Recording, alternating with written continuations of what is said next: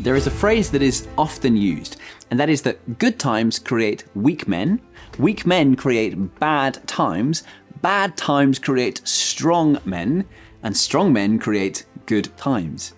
Now you might say, why are you focusing exclusively on men? That's sexist. And I might say, well, it's not my phrase, I'm just using it to make a point. And that point is simply this. Life is sometimes cyclical. Things occur in a certain sequence, in a cycle. And certainly in the book of Judges, that much is true.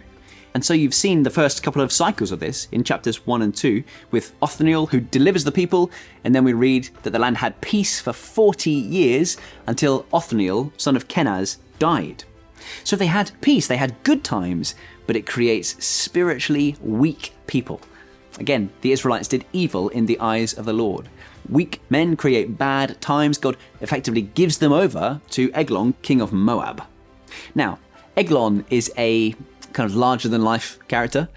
He's described as being not just a little plump, not just podgy, and not even just fat, in fact. He's described in the Bible as being a very fat man. Now, no doubt he's in that state because he's got no kind of ability to control himself, but also because he's got extraordinary wealth and resources and access that other people, in fact, even other kings and rulers, do not have.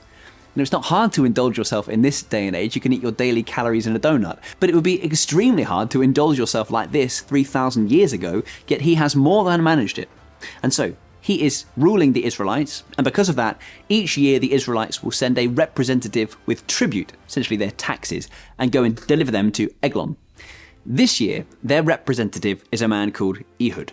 So Ehud brings the tribute, and he says to Eglon the king, "Your Majesty," verse 19, "I have a secret message for you."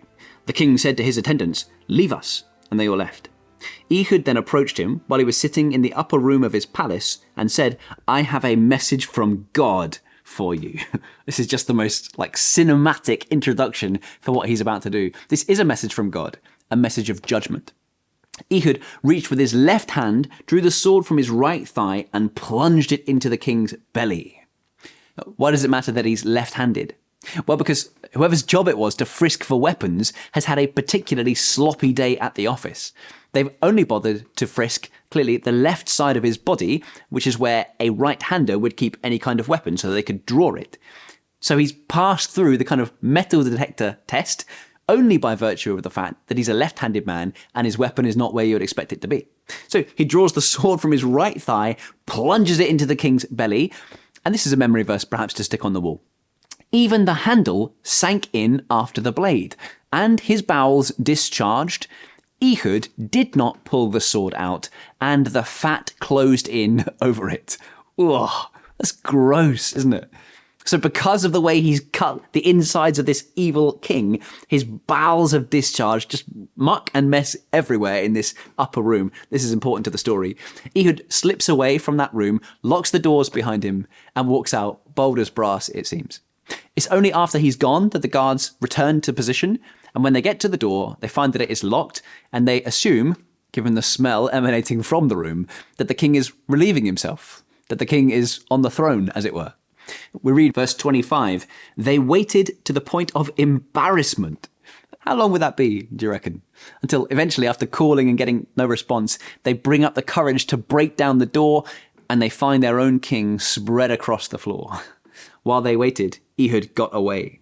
He blows a trumpet, he calls the people to rally behind him. "Follow me," he ordered, "for the Lord has given Moab, your enemy, into your hands." What follows is a renewal of faith in the God who saves and a desire to fight for the future of their nation. They go to war against Moab.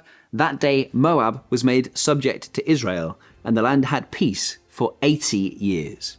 In all those cycles of sin and salvation in the book of Judges, this is the longest period of peace. Now, as this study comes to a close, my mind is drawn towards the utter embarrassment that Eglon was in life and in death, though he would have felt powerful and important.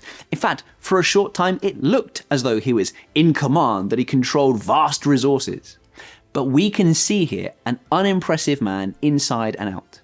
You know, we are told the details about his death deliberately. We didn't have to have it spelled out quite in this manner. He is being made a spectacle here so that we can all see the foolishness of pursuing sin and fleeting power. You know, it reminds me of Jesus, another unlikely deliverer. Ehud, a left-handed man, people would have seen that as being a great disadvantage in war. Jesus, the son of a nobody, unimpressive, unimportant in the eyes of most. And yet, he, of all people, defeats and destroys the powers of darkness. And listen to this from the book of Colossians.